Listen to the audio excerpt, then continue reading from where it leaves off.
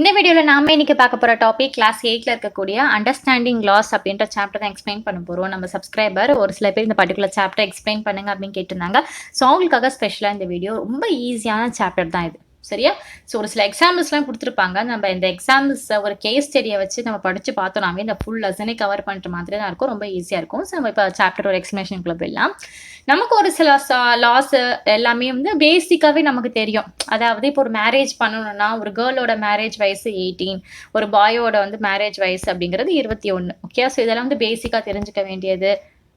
அதே மாதிரி ஒரு பர்சன் வந்து எப்போ வந்து ஓட்டு போடலாம் 18 வயசுக்கு மேலே. ஸோ இது எல்லாமே ஒரு பேசிக்கான லாஸ். ஸோ இது எல்லாமே மோஸ்ட்லி ஒரு பரவலாக நமக்கு வந்து தெரிஞ்ச ஒரு லா தான் இல்லையா? இதுக்கு போய் படிக்கணும் அப்படின்ற ஒரு விஷயம்லாம் கிடையாது. அதே மாதிரி லாஸ் வந்து ஒரு ப்ராப்பர்ட்டி நம்ம வாங்குறோம் விற்கிறோம்னா அதுக்கு ரிலேட்டடாக லாஸ் எல்லாமே கூட இருக்குது. ஸோ இந்த வீடியோவில் இந்த சாப்டரில் எல்லாமே நம்ம வந்து கவர் பண்ண போறோம். சரியா? ஸோ இந்த லா அப்படின்னு சொல்றோம் இல்லையா, ஒரு சர்டன் ரூல்ஸ் இருக்குன்னு சொல்றீங்க. ஒரு சட்டம் அப்படிங்கிறது எல்லாருக்குமே இருக்கா, எல்லாத்துக்குமே ஒரு சமமா அப்படின்றதான் பார்க்க போறோம். இங்க வந்து ஃபர்ஸ்ட் ஸ்டார்டிங்லேயே ஒரு கேஸ் ஸ்டடியோ தான் ஆரம்பிச்சிருக்காங்க பாருங்களேன். இப்போ ஒரு அரசு அதிகாரி, ஒரு கவர்மெண்ட் அஃபிஷியல்ஸ் இருக்காங்கன்னு வச்சுக்கோங்க. ஸோ அவங்களோட பையன் வந்து ஏதோ ஒரு தப்பு பண்ணிடுறாங்க, ஏதோ ஒரு குற்றத்துக்கு உள்ளாராங்கன்னு வச்சுக்கோங்க. டிஸ்ட்ரிக்ட் கோர்ட் என்ன செய்யுது அப்படின்னா, இந்த பையனுக்கு 10 வருஷம் சிறை தண்டனை கொடுத்துறாங்க. அதாவது 10 வருஷம் ஜெயிலில் தூக்கி போடணும் அப்படின்ற மாதிரி சொல்றாங்க. பட் இவர் வந்து கவர்மெண்ட் ஆஃபீஸர் அப்படின்றதுனால பையன் வந்து எந்த ஒரு தப்பும் பண்ணியிருந்தாலுமே அந்த பையனை காப்பாற்றணும் அப்படின்றதுக்காக ஒரு தலைமறைவா வைக்க வந்து உதவி செய்கிறாரு. இப்படி ஒருத்தர் செய்கிறாரு அப்படின்னா இவர் வந்து கவர்மெண்ட் ஆஃபீஸர், இவர் செஞ்சது சரி அப்படின்னு நம்ம சொல்ல முடியுமா? கிடையாது.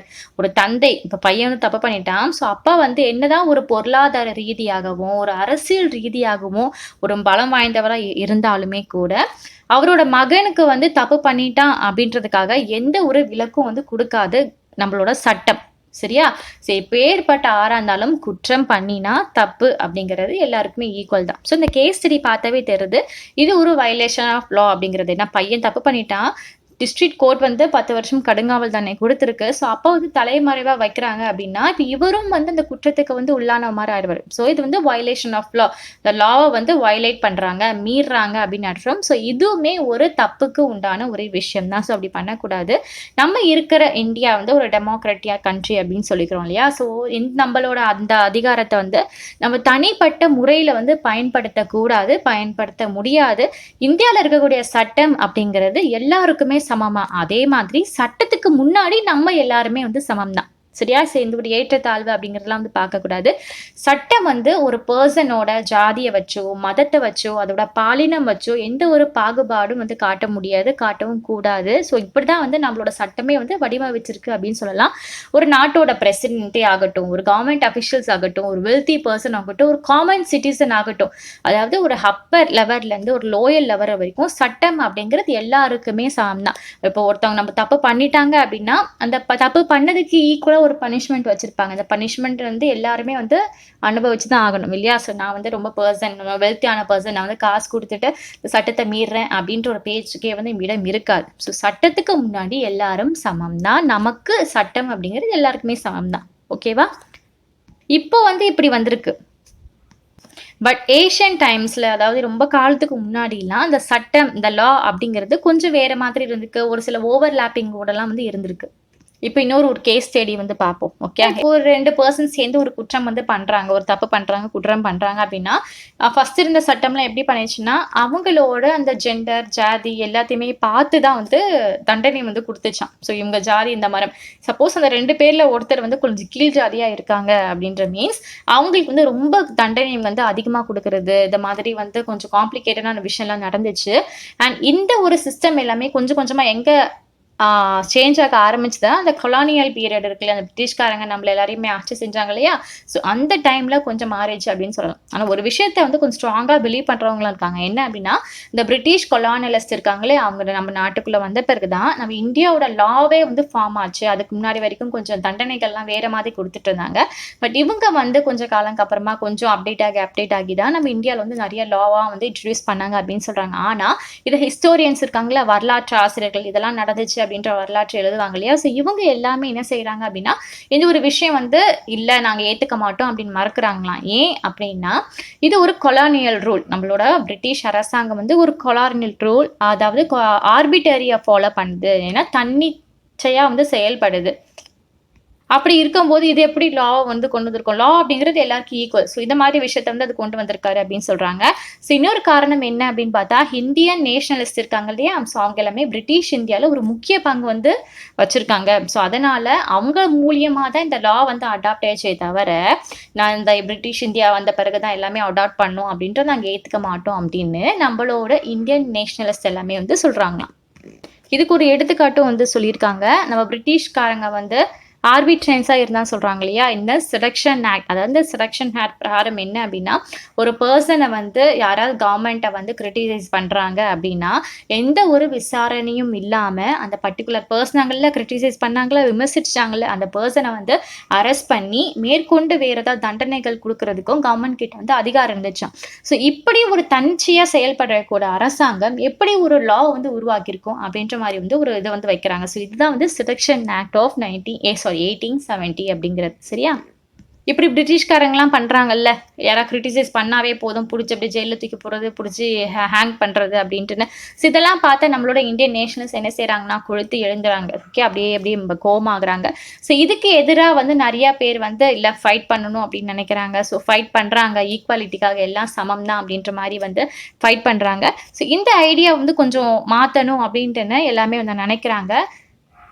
எந்த சிஸ்டத்த மாத்தணும்? கண்டிப்பா அந்த லா, ரூல்ஸ் எல்லாமே ஃபாலோ பண்ணணும் அப்படின்னு ஃபோர்ஸ் பண்றாங்க தெரியுமா பிரிட்டிஷ்காரங்க. ஸோ இந்த ஒரு விஷயத்த மாத்தணும், இந்த ஒரு ஐடியாவ மாத்தணும் அப்படின்ட்டுன்னு நம்மளோட இந்தியன் நேஷனலிஸ்ட் எல்லாமே நெனைக்கிறாங்க. At the end of 19th செஞ்சுரில என்ன ஆகுது அப்படின்னா, அவங்களோட சட்ட உரிமைகள வந்து பாதுகாக்கிறதுக்காக அவங்க லா அப்படின்ற ஒரு விஷயத்த வந்து ஸ்டார்ட் பண்றாங்க. அண்ட் அங்க இருக்கக்கூடிய அப்ப இருக்கக்கூடிய இந்தியன் ஜட்ஜஸ் எல்லாமே ஒரு கிரேட்டர் ரோல் வந்து இந்த இடத்துல ப்ளே பண்ணலாங்க அப்படின்னு சொல்லலாம். எதுக்காக? டிசிஷன் மேக்கிங்காக.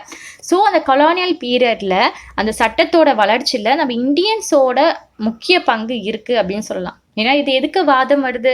பிரிட்டிஷா கொண்டு வந்தாங்கன்னு சொல்றாங்களே, அப்படிலாம் கிடையாது. இதுல ஒரு முக்கிய பங்கு நம்மளோட இந்தியன்ஸ்க்கு வந்து இருக்கு. ஸோ இப்படிதான் ஒரு சேஞ்ச் ஓவர் ஆச்சு. இப்படிதான் நம்மளோட நாட்டுல வந்து லா அப்படிங்கிறது வந்துச்சு, சட்டம் அப்படிங்கிறது வந்துச்சுன்னு சொல்றதுக்காக இவ்ளோ ஒரு ஐடியா வந்து சொல்றேன். சரியா?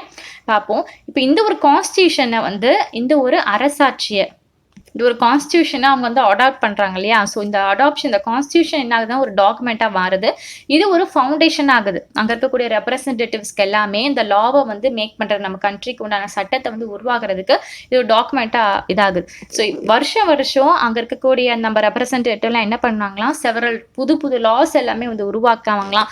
அதுக்கு முன்னாடியே அந்த லாஸ வந்து இப்ப இருக்க சிச்சுவேஷனுக்கு, இப்ப இருக்க மக்கள் இதுக்காகவே கொஞ்சம் சட்ட திருத்தங்கள்லாம் அடிக்கடி கொண்டு வர்றதும் உண்டாம். இங்க வாரிசு சட்ட திருத்தம் அப்படின்னு ஒண்ணு இருக்கு. அதாவது ஹிந்து சசெஷன் அமெண்ட்மெண்ட் ஆக்ட் 2005 அப்படிங்கிறது.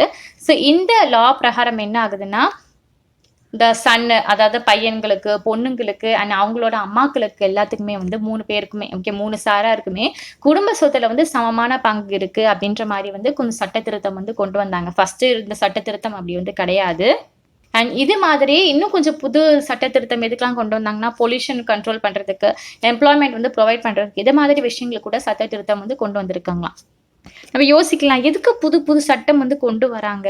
எதுக்கு மக்களுக்கு ஏன் புதுசு புதுசா ஒரு சட்டம் வந்து தேவையாயிட்டு இருக்கு அப்படின்னு சொல்லி பார்க்கலாம். லாவ வந்து மேக் பண்றதுல முக்கியமான ஒரு இடம் வந்து பார்லிமெண்ட். ஸோ பார்லிமெண்ட் தான் இந்த இடத்துல முக்கியமான ஒரு ரோல் வந்து ப்ளே பண்ணுது அப்படின்னு சொல்லலாம்.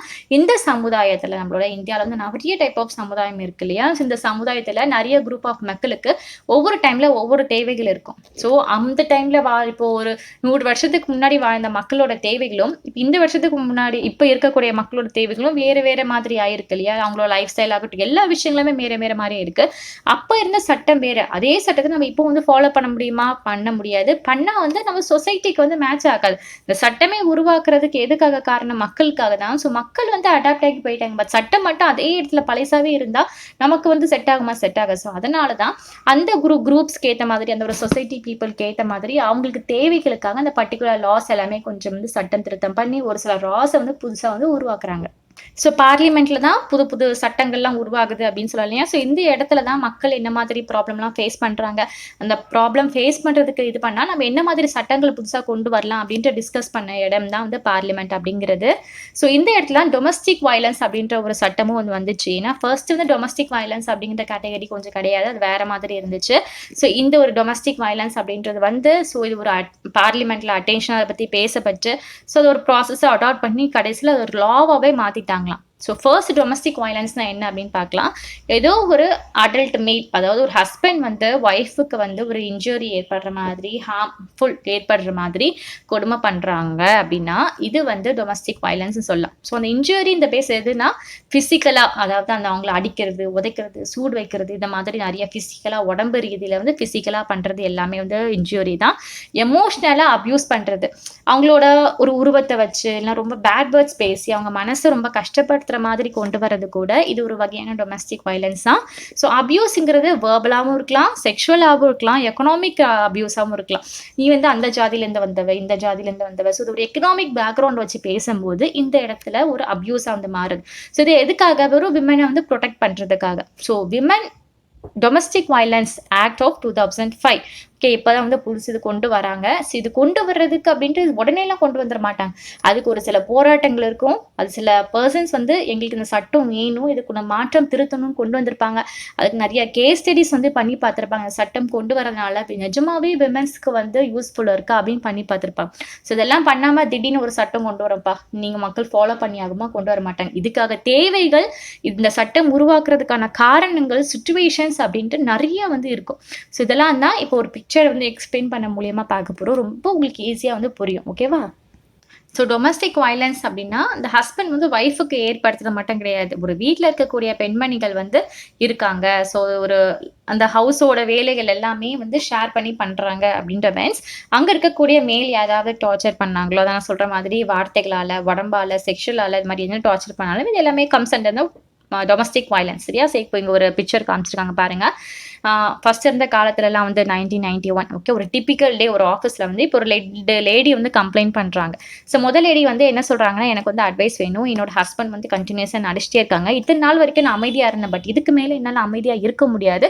ஸோ இப்போவே எனக்கு ஏதாவது ஏற்பாடு பண்ணுங்க அப்படின்ற மாதிரி சொல்கிறாங்க. இதுக்கு ஒரு ஃபுல் ஸ்டாப் வைக்கணும் அப்படின்ற மாதிரி சொல்கிறாங்க. இப்போ இன்னொரு ஓல்டு லேடி வந்து சொல்கிறாங்க. என்ன சொல்கிறாங்கன்னா, நான் தொடர்ந்து என்னோட ஃபேமிலி மெம்பர்ஸ்னால இல் ட்ரீட்டட் பட்டிருக்கேன். ஓகே, என்னோட சன்னும், அதாவது என்னோட பையனும் என்னோட மருமகளும் சேர்ந்து என்னை வேர்பலாக ரொம்பவே அப்யூஸ் பண்ணுறாங்க. கெட்ட கெட்ட வார்த்தையில் வந்து பேசுகிறாங்க. ஏன்னா வயசானவங்க வீட்டில் இருந்தால் சில பேருக்கு அந்த காலத்துக்கட்டெல்லாம் ரொம்ப அதுதான் பேசுவாங்க இல்லையா?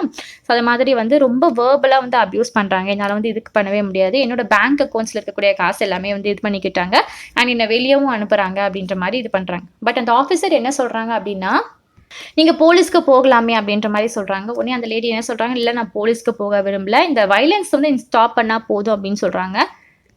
பட் அந்த ஆஃபீஸர் என்ன சொல்கிறாங்களா, ஆனால் இதே மாதிரி எங்ககிட்ட கேஸ் எதுவுமே மீன்ஸ் லா எதுவுமே கிடையாது, இது வந்து இந்த கிரிமினல் கேஸாக தான் நாங்கள் வந்து பார்ப்போம். கிரிமினல் கேஸ் அப்படிங்கிறது ஒருத்தர் வந்து அடிச்சுக்கிறது, உதைக்கிறது. ஸோ இது கம்ஸ் என்ன கிரிமினல் கேஸாக தான் பார்ப்போம், எங்ககிட்ட வேறு ஆப்ஷன்ஸ் இல்லை அப்படிங்கிற மாதிரி சொல்கிறாங்க. ஸோ இந்த ஒரு வேண்டுதல், இந்த ஒரு மக்களோட இது வந்து நிறைய வந்து எழுது.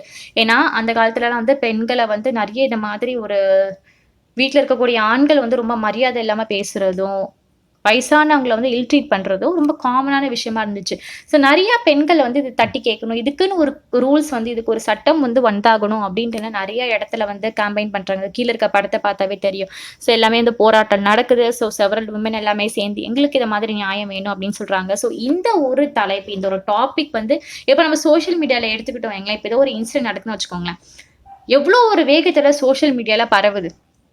ஸோ ஒரு சோஷியல் மீடியாவில் ஒரு 10 பேர் மெயின் ஒரு யூடியூப் கிரியேட்டர் வந்து 10 பேர் அந்த பர்டிகுலர் டாப்பிக்கை பேசினாங்கன்னா அது ஒரு இம்பார்ட்டன்ட் நேஷனல் நியூஸாக மாறிடுது இல்லையா? ஒரு படம் வந்து வெற்றி ஆகட்டும் சரி, அந்த படம் வந்து வெற்றி பெற்றது அப்படின்னா அது ஒரு 10 பேர் பேசினாவே போதும், அது பெருசாக பார்க்க ஆரம்பிச்சிடறாங்க. இல்லைன்னா ஏதோ ஒரு பொண்ணு வந்து கொலை பண்ணிடுறாங்க அப்படின்னா யாருக்குமே தெரியாது. ஸோ இதே அந்த டாபிக் எடுத்து ஒரு 10 பேர் பேசுகிறாங்க சோஷியல் மீடியாவில் அப்படிங்கும்போது அது ரொம்ப பெரிய ஒரு இஷ்யூவாக மாறிடுது, ஒரு நேஷனலுக்கு இஷ்யூவாக மாறிடுது. இங்கேயும் அதே மாதிரி தான் இந்த ஒரு ரிலேட்டடாக இப்படிலாம் அந்த மாதிரி போராட்டம் நடத்தும் போது இந்த மாதிரி எதுக்காக போராட்டங்கள் அப்படின்லாம் கொஞ்சம் அப்படியே மூவ் பண்ணி பேசுகிறாங்க.